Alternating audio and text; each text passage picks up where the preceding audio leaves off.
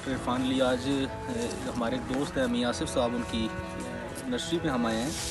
तो ये सिट्रस का प्लांट लगा हुआ था, इसके साथ कोई इश्यूज़ थे, तो वो इसकी प्लांटेशन कैसे हुई है वो उस पर हमने डिस्कस करना है। ये हमारे पास ये जगह जो है वो ये मेन रोड है हमारे पास, चकबेली रोड जो है, यहाँ पे हम आए हैं। तो इसमें ये पौधा जो है ये बेसिकली सिट्रस का है। सिट्रस का पौधा जो है ये ग्राफ्टेड पौधा आता है जी। ग्राफ्टेड पौधे का मतलब ये होता है कि इसमें रूट स्टॉक जो है वो एक अलग चीज़ होती है और इसमें साइन जो है वो अलग होता है। वो पीच का जो पौधा है, ज़रा मुझे दिखाएंगे आप। हमारे पास अभी ये अवेलेबल पीच का पौधा है। इसमें भी अगर आप इसको फोकस करें तो ये देखेंगे कि ये पैमंद हुआ पौधा है। ये इसका रूट स्टॉक है और ये इसका साइन है।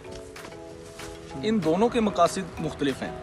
रूट स्टॉक का मतलब ये होता है कि ये जड़ों के लिए जो है रिस्पॉन्सिबल ये होगा, और साइन जो है ये इसकी फल की क्वालिटी अच्छी होती है और इसकी रिस्पॉन्सिबिलिटी अच्छी क्वालिटी का फल प्रोड्यूस करना होता है। अब ये जो रूट स्टॉक का इंतखाब किया जाता है वो इसलिए किया जाता है कि ये साइन अमूमन ज़मीन के साथ होने वाले जो प्रॉब्लम्स होते हैं उनको टैकल नहीं कर पा रहा होता।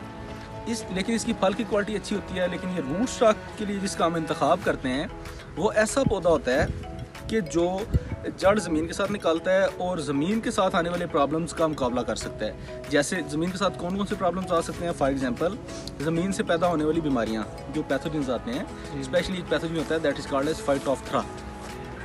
इसी तरह से ज़मीन में पानी की कमी को ये बर्दाश्त कर लेता है। अपने अपने इलाके के लिहाज से ये मुख्तलिफ हो सकते हैं, यानी रूट स्टॉक हर इलाके के लिहाज से मुख्तलिफ हो सकते हैं। ज़मीन में पानी की ज़्यादती को ये बर्दाश्त कर सकता है जी। इसी तरह से ज़मीन में कैल्शियम की मिकदार या नमकियात की मिकदार को भी ये रूट स्टॉक जो है वो बर्दाश्त कर सकता है, मुख्तलिफ अपनी इकसाम के लिहाज से। अब होता यह है कि जब हम इसे ज़मीन में लगाते हैं तो ज़मीन में लगाते वक्त आपका ये साइन जो है वो ज़मीन से तकरीबन 6 इंच, ये जो ग्राफ्ट यूनियन है ये ज़मीन से 6 इंच ऊपर होना चाहिए। ठीक है जी। अगर ये ज़मीन से 6 इंच ऊपर नहीं होगा या ज़मीन में दब जाएगा, जो इस मामले में हुआ है, आप देख लें कि ये ज़मीन के अंदर दब गया। अब इसमें क्या इशू होगा? इसमें 2-3 इशू हो सकते हैं। सबसे पहले कि ये जो ग्राफ्ट यूनियन है यहाँ पे पैथोजन की एंट्री जो है वो हो सकती है। ठीक है जी। सेकेंडली कि ये जो इसका मकसद था जड़ बनाना, वो मकसद बतदरीज ख़त्म होता जाएगा। ये पौधा आपका जड़ बनाना शुरू कर देगा।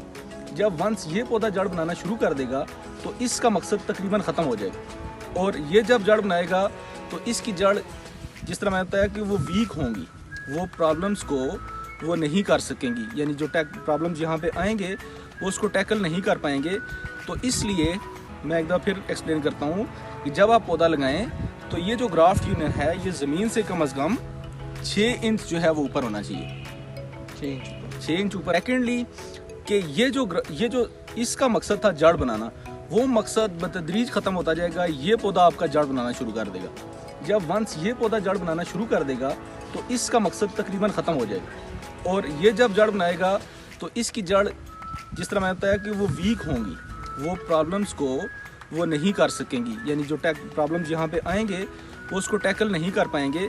तो इसलिए मैं एक दफ़ा फिर एक्सप्लेन करता हूँ कि जब आप पौधा लगाएं तो ये जो ग्राफ्ट यूनियन है ये ज़मीन से कम अज़ कम 6 इंच जो है वो ऊपर होना चाहिए। 6 इंच ऊपर नहीं होगा तो इसमें ये दोनों इश्यूज जो है वो आएंगे। अभी ये जो सिट्रस का पौधा है, ये जो सिट्रस का प्लांट है, ये अमूमन पंजाब के लिए जो आता है that is grafted on Jatti खट्टी, या उसको रफ लेमन भी कहते हैं। तो उसको भी इसी तरह से उस ग्राफ्ट यूनियन को ज़मीन से 6 इंच ऊपर जो है वो होना चाहिए था इसकी अच्छी ग्रोथ के लिए। अब ये पौधा बढ़ तो रहा है लेकिन इतनी अच्छी तरह से बढ़ भी नहीं रहा। सेकेंडली ये आज नहीं तो कल इसमें जो है वो फाइटोप्थरा का प्रॉब्लम जो है वो आना शुरू हो जाएगी। बहुत शुक्रिया।